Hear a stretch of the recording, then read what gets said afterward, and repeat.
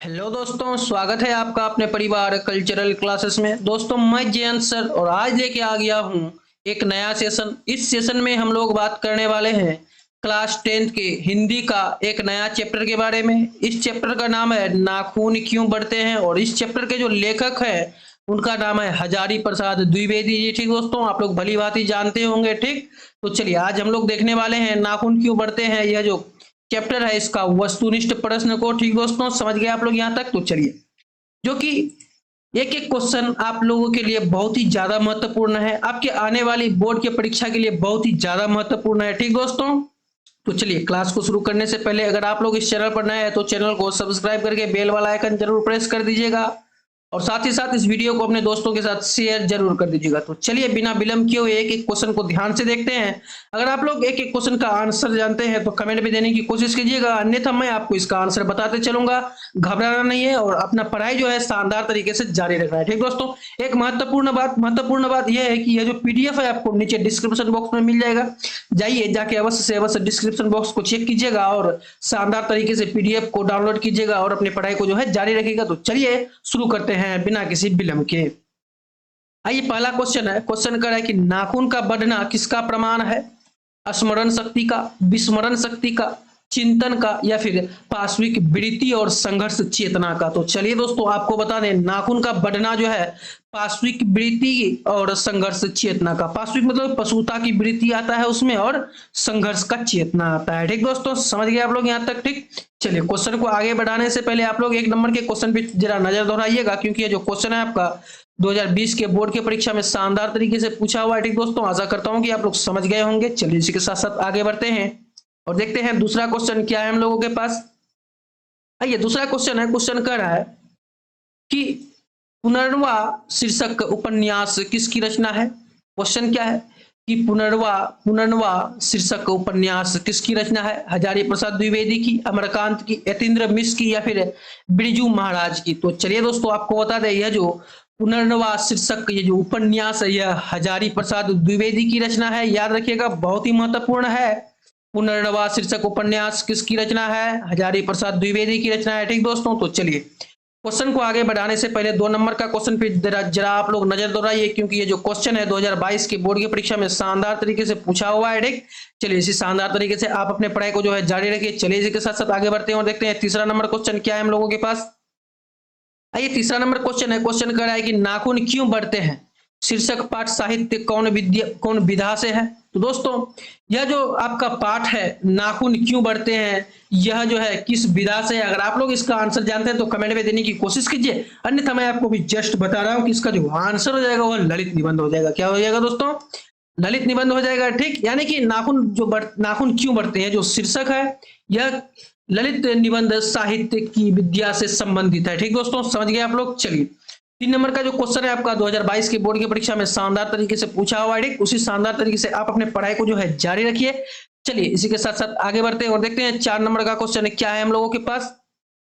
आइए, 4 नंबर का क्वेश्चन है, क्वेश्चन कर रहा है, क्या कर रहा है भाई कि गौड़ देश के लोग क्या पसंद करते थे? तो दोस्तों, आपको बता दें गौड़ देश के जो लोग थे वह बड़े बड़े नाखूनों को रखना पसंद करते थे, यानी कि घ नंबर का विकल्प यहाँ पे बिल्कुल ही सही आंसर हो जाएगा यहाँ का। ठीक दोस्तों, समझ गए आप लोग यहाँ तक? चलिए क्वेश्चन पे आप लोग जरा नजर दीजिए एक बार, क्योंकि ये जो क्वेश्चन है आपका 2022 के बोर्ड की परीक्षा में शानदार तरीके से पूछा हुआ है। ठीक, समझ गए आप लोग यहाँ तक? चलिए इसी के साथ साथ आगे बढ़ते हैं और देखते हैं 5वां नंबर क्वेश्चन क्या है हम लोगों के पास। आइए, 5वां नंबर क्वेश्चन है, क्वेश्चन कर रहा है, क्या कर रहा है भैया? क्वेश्चन है कि नाखूनों का बढ़ना मनुष्य की किस वृत्ति का परिणाम है?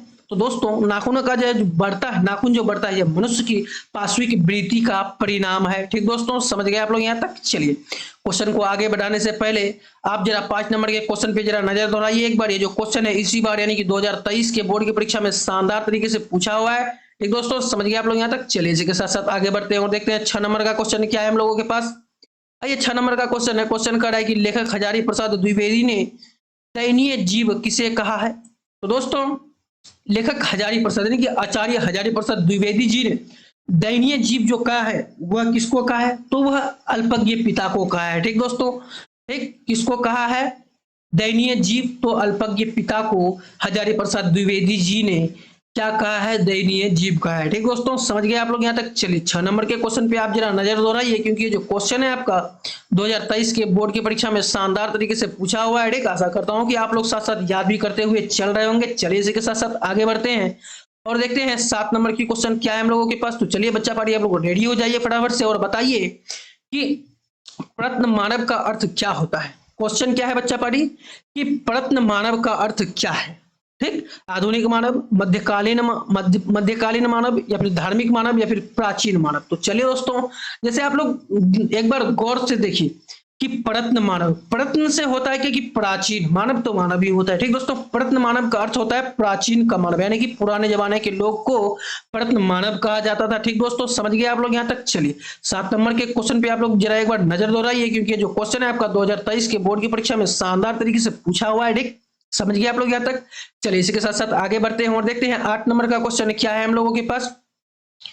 आइए 8 नंबर का क्वेश्चन है, क्वेश्चन कर रहा है कि नाखून का इतिहास किस पुस्तक से मिलता है। तो दोस्तों, ये जो नाखून का इतिहास है, यह जो पुस्तक से मिलता है वह कामसूत्र से मिलता है। किससे मिलता है दोस्तों? कामसूत्र से मिलता है। ठीक, समझ गए आप लोग 8 नंबर के क्वेश्चन को। चलिए इसी के साथ साथ आगे बढ़ते हैं और देखते हैं 9 नंबर का क्वेश्चन क्या है हम लोगों के पास। आइए 9 नंबर का क्वेश्चन है, क्वेश्चन कर रहा है कि हजारी प्रसाद द्विवेदी ने डी लिट की उपाधि किस विश्वविद्यालय से प्राप्त की थी। मगध बीबी मतलब विश्वविद्यालय, मगध विश्वविद्यालय से, लखनऊ विश्वविद्यालय से, या फिर चंडीगढ़ विश्वविद्यालय से, या फिर काशी हिंदू विश्वविद्यालय से। ठीक दोस्तों, समझिए आप लोग। बीबी का अर्थ होता है कि विश्वविद्यालय। ठीक दोस्तों, समझ गए आप लोग। बीबी का अर्थ क्या होता है? विश्वविद्यालय। बीबी का मतलब वाइफ नहीं समझ लीजिएगा आप लोग। ठीक, चलिए बीबी का मतलब होता है यहाँ पे विश्वविद्यालय। ठीक, समझ गए आप लोग। चलिए तो बताइए कि हजारी प्रसाद द्विवेदी जी ने डी लीड की उपाधि किस विश्वविद्यालय से प्राप्त की। तो दोस्तों आपको बता दें कि हजारी प्रसाद द्विवेदी जी ने डी लीड की जो उपाधि प्राप्त की थी वह लखनऊ विश्वविद्यालय से प्राप्त की थी। ठीक दोस्तों, समझ गए आप लोग यहाँ तक। चलिए इसी के साथ साथ आगे बढ़ते हैं और देखते हैं 10 नंबर का क्वेश्चन क्या है हम लोगों के पास। आइए 10 नंबर का क्वेश्चन है, क्वेश्चन का है कि कहानी में चंद्रकार, त्रिकोण, दंतुल, उसके बाद है वर्तुलाकार आकृतियों का संबंध मानव के किस अंग से है। तो दोस्तों, यह जो चंद्रकार, त्रिकोण, दंतुल, वर्तुलाकार, ये जो आकृति है यह संबंध मानव के नख से यानी कि नाखून से है। ठीक दोस्तों, समझ गए आप लोग यहाँ तक। ठीक, हम लोग पढ़ रहे हैं नाखून क्यों बढ़ते हैं, हम लोग किस शीर्षक का भी ऑब्जेक्टिव क्वेश्चन देख रहे हैं, तो नाखून क्यों बढ़ते हैं। और इसका जो लेखक है वह कौन है? आचार्य हजारी प्रसाद द्विवेदी जी है। ठीक दोस्तों, यह चीज याद रखिएगा, बहुत ही ज्यादा महत्वपूर्ण है, कई मरतबा एग्जाम में पूछा गया है। ठीक, समझ गए आप लोग। चलिए आगे बढ़ते हैं इसी के साथ साथ और देखते हैं 11 नंबर का क्वेश्चन क्या है हम लोगों के पास। आइए 11 नंबर का क्वेश्चन है, क्वेश्चन कर रहा है कि अलकत क्या है? अलकतक का अर्थ है, बताइए अलकतक का अर्थ क्या होता है? तेल, आलता, या फिर हल्दी, या फिर साबुन। तो चलिए आप लोग बताइए फटाफट से कि अलकतक का जो अर्थ होता है क्या होता है। अगर आप लोग जानते हैं तो कमेंट में इसका आंसर बताने की कोशिश किया, अन्यथा मैं आपको बता दे रहा हूं कि अलकतक का जो अर्थ होता है वह अलता होता है। ठीक दोस्तों, अलता होता है। ठीक, जो नाखूने में लगाया जाता है उसको अलकतक कहा जाता है। ठीक, समझ गए आप लोग। आपके गांव घर में ठीक लगाया, प्रयोग किया जाता है इसका, आप लोग सभी जानते हैं। तो चलिए क्वेश्चन 11 नंबर पे आप लोग जरा नजर दोहराइए, क्योंकि ये जो क्वेश्चन है आपका 2022 की बोर्ड की परीक्षा में शानदार तरीके से पूछा हुआ है। ठीक, चलिए इसी के साथ साथ आगे बढ़ते हैं और देखते हैं 12 नंबर का क्वेश्चन है क्या है हम लोगों के पास। आइए 12 नंबर का क्वेश्चन है, क्वेश्चन कर रहा है कि द्विवेदी जी को साहित्य अकादमी पुरस्कार किस रचना पर मिला था। तो दोस्तों, द्विवेदी जी को साहित्य अकादमी पुरस्कार जो मिला था वह आलोक पर्व पर मिला था। किस पर मिला था दोस्तों? आलोक पर्व पर मिला था। ठीक, समझ गए आप लोग यहाँ तक। चलिए इसी के साथ साथ आगे बढ़ते हैं और देखते हैं 13 नंबर का क्वेश्चन क्या है हम लोगों के पास। आइए 13 नंबर का क्वेश्चन है, क्वेश्चन कर रहा है कि प्राचीन मानव का प्रमुख अस्त्र शस्त्र था। तो दोस्तों, प्राचीन मानव जो पुराने लोग थे उसका जो अर्थ शस्त्र यानी कि हम लोग जिसके अभी वंशज है उसका जो अस्त्र शस्त्र हुआ करता था उस टाइम वह नाखून। ठीक दोस्तों, कौन था अस्त्र शस्त्र? वह नाखून ही था, एकमात्र ऐसा चीज जो प्राचीन मानव का प्रमुख अस्त्र शस्त्र हुआ करता था। ठीक दोस्तों, मैं आशा करता हूं कि आप लोगों को याद होते हुए यानी कि आप लोग याद करते हुए चल रहे होंगे। चलिए इसी के साथ साथ आगे बढ़ते हैं और देखते हैं 14 नंबर का क्वेश्चन क्या है हम लोगों के पास। आइए 14 नंबर का क्वेश्चन है, क्वेश्चन कर रहा है कि नाखून का बढ़ना किसका परिणाम है। तो दोस्तों, नाखून का बढ़ना मनुष्य की अंध सहजात वृत्ति का परिणाम है। ठीक दोस्तों, समझ गए आप लोग यहाँ तक। नाखून का बढ़ना किसका परिणाम है? मनुष्य की अंध सहजात वृत्ति का परिणाम है नाखून का बढ़ना। ठीक दोस्तों, समझ गए आप लोग यहाँ तक। चलिए 14 नंबर के क्वेश्चन पे आप लोग जरा नजर दौड़ाइएगा, क्योंकि 14 नंबर का जो क्वेश्चन है 2022 की बोर्ड की परीक्षा में शानदार तरीके से पूछा हुआ है। ठीक, चलिए इसी शानदार तरीके से आप अपने पढ़ाई को जो है जारी रखिए। चलिए इसी के साथ साथ आगे बढ़ते हैं और देखते हैं 15 नंबर का क्वेश्चन क्या है हम लोगों के पास। आइए 15 नंबर का क्वेश्चन है, क्वेश्चन कर रहा है कि सब पुराने अच्छे नहीं होते और सब नए खराब नहीं होते, ऐसा किसने कहा था दोस्तों। क्वेश्चन पे जरा नजर दौड़ाइए, यह बहुत ही महत्वपूर्ण है क्वेश्चन है कि सब पुराने अच्छे नहीं होते और सब नए खराब नहीं होते। यह जो कथन है यह कालिदास जी का कथन है। ठीक दोस्तों, समझ गए आप लोग। चलिए 15 नंबर के क्वेश्चन पे आप जरा नजर दौड़ाइए, क्योंकि 15 नंबर का जो क्वेश्चन है आपका 2019 और 2020 के बोर्ड की परीक्षा में शानदार तरीके से पूछा हुआ है। ठीक, चलिए इसी के साथ साथ आगे बढ़ते हैं और देखते हैं 16 नंबर का क्वेश्चन क्या है हम लोगों के पास। आइए 16 नंबर का क्वेश्चन है, क्वेश्चन कर रहा है कि नखधर मनुष्य आज किस पर भरोसा कर रहा है। तो दोस्तों नखधर मनुष्य आज जो भरोसा कर रहा है वह किस पर कर रहा है, तो चलिए दोस्तों आपको बता दें, वह एटम बम पर कर रहा है भरोसा। कौन?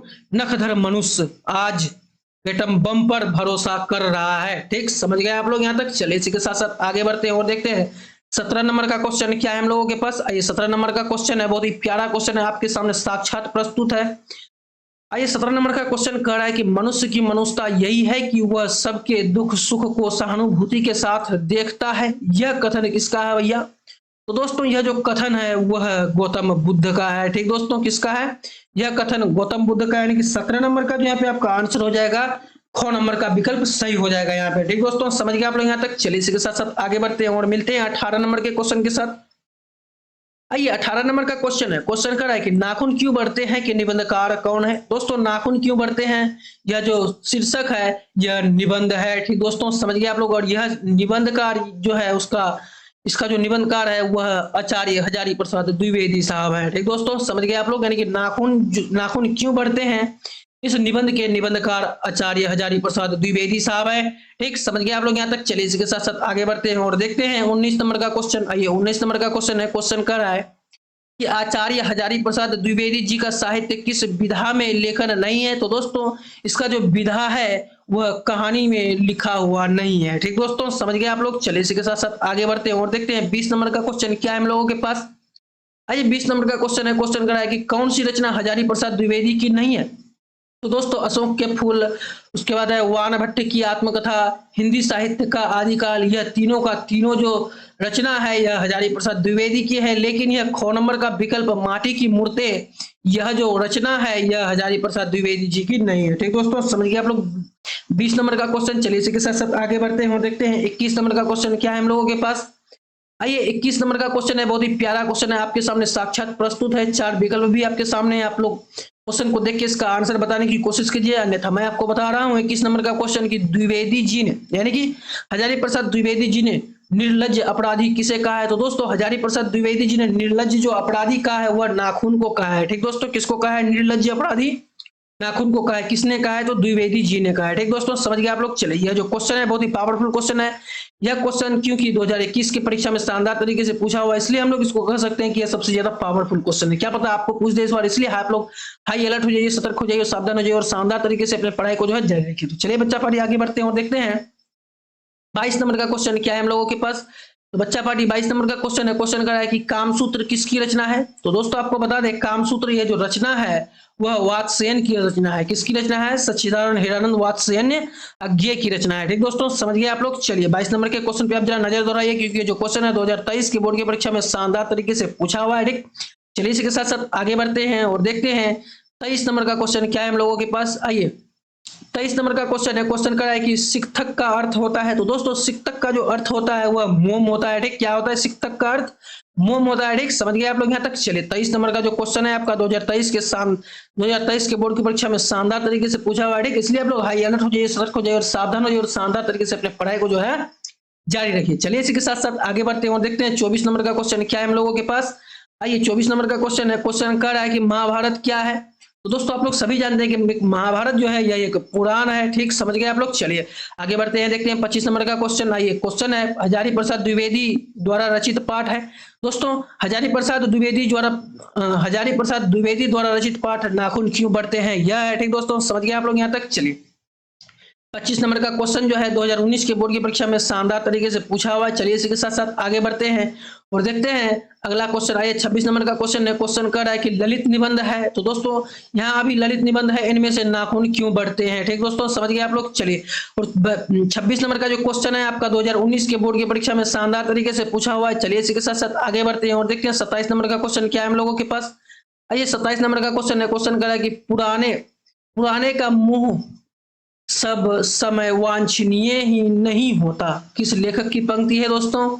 क्या कह रहा है कि पुराने का मोह सब समय वांछनीय ही नहीं होता। यह किस लेखक की पंक्ति है। मैक्स मुलर, रामविलास शर्मा, हजारी प्रसाद द्विवेदी या फिर अशोक वाजपेयी। यानी कि 27 नंबर का जो यहाँ पे आपका सही आंसर हो जाएगा वह ग नंबर का विकल्प सही हो जाएगा, हजारी प्रसाद द्विवेदी जी। क्या कहते हैं कि पुराने का मोह सब समय वांछनीय ही नहीं होता है। ठीक दोस्तों, समझ गए आप लोग। चलिए क्वेश्चन को आगे बढ़ाने से पहले 27 नंबर का क्वेश्चन पे आप लोग जरा ध्यान दीजिए, क्योंकि जो क्वेश्चन है आपका 2018 के बोर्ड की परीक्षा में शानदार तरीके से पूछा हुआ है। ठीक, इसलिए आप लोग हाई अलर्ट हो जाइए, सतर्क हो जाइए और सावधान हो जाइए और शानदार तरीके से अपने पढ़ाई को जो है जारी रखिए। चलिए इसी के साथ साथ आगे बढ़ते हैं और देखते हैं 28 नंबर का क्वेश्चन क्या है हम लोगों के पास। आइए 28 नंबर का क्वेश्चन है। क्वेश्चन करा है कि प्राचीन काल में दक्षिण भारत के लोग कैसा नाखून रखते थे।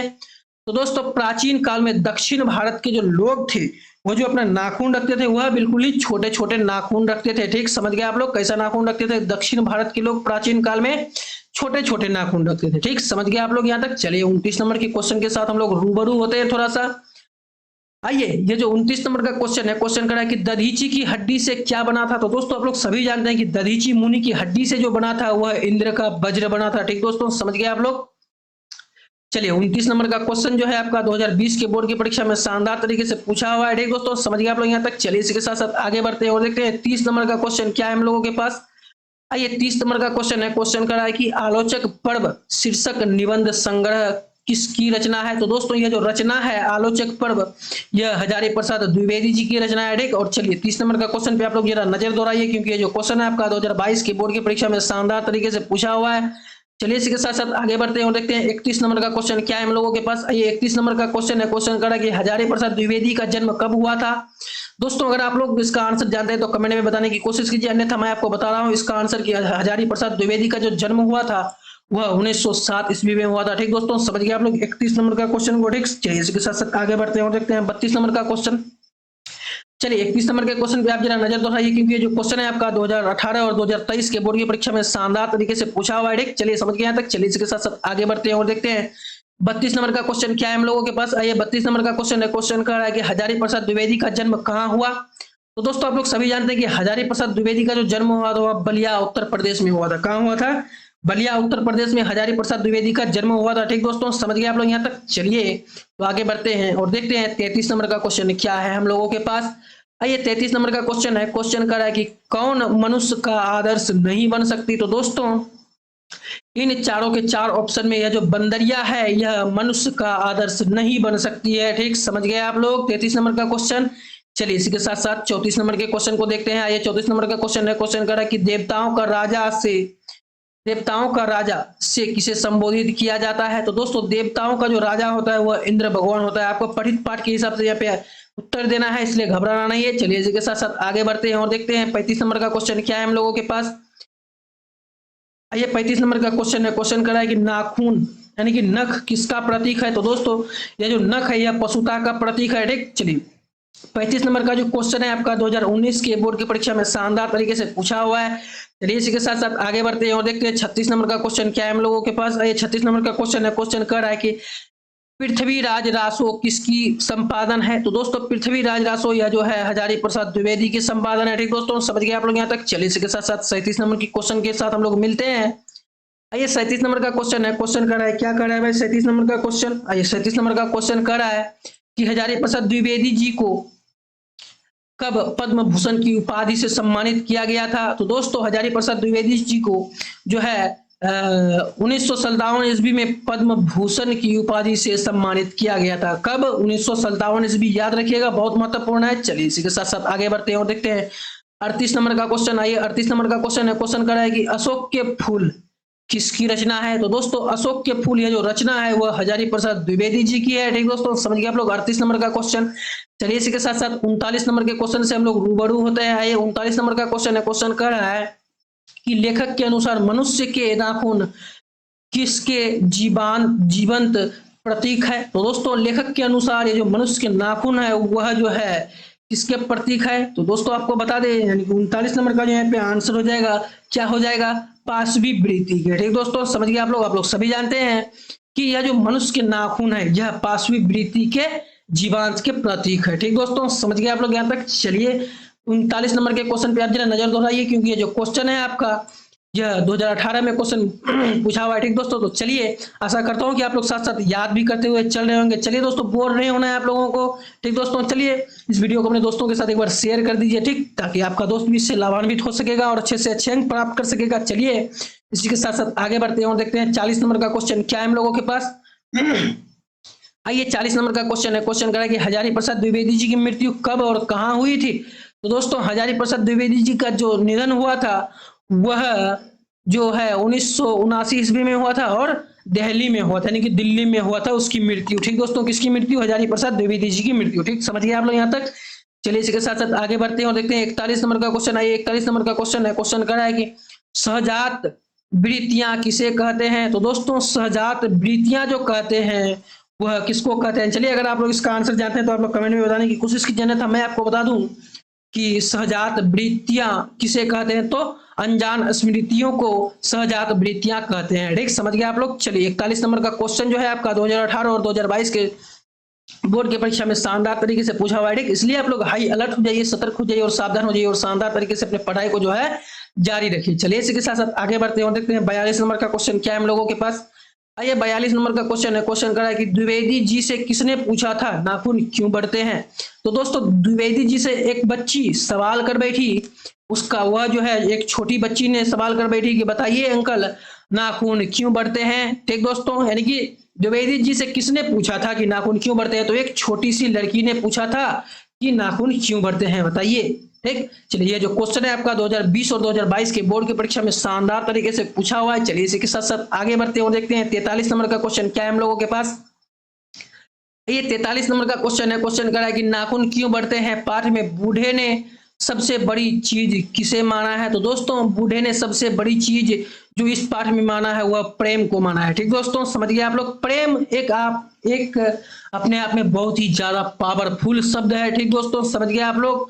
जिसके प्रति प्रेम नहीं रहेगा आप उसके बिना कुछ नहीं कर सकते, यानी कि आपके अंदर प्रेम होना उतना ही आवश्यक है जितना कि आपका सांस लेना। ठीक दोस्तों, समझ गए आप लोग। चलिए 43 नंबर का जो क्वेश्चन है आपका 2019 के बोर्ड की परीक्षा में शानदार तरीके से पूछा हुआ है। चलिए इसी के साथ साथ आगे बढ़ते हैं और देखते हैं 44 नंबर का क्वेश्चन क्या है हम लोगों के पास। आइए 44 नंबर का क्वेश्चन है। क्वेश्चन कर रहा है कि किस देश के लोग बड़े बड़े नख पसंद करते हैं? तो दोस्तों गौर देश के जो लोग हैं वह बड़े बड़े नख रखना पसंद करते हैं। ठीक दोस्तों, समझ गए आप लोग यहाँ तक। चलिए 44 नंबर का जो क्वेश्चन है 2021 के बोर्ड की परीक्षा में शानदार तरीके से पूछा हुआ है। चलिए आगे बढ़ते हैं और मिलते हैं 45 नंबर के क्वेश्चन के साथ। आइए 45 नंबर का क्वेश्चन है। क्वेश्चन करा है कि पुराने का मुंह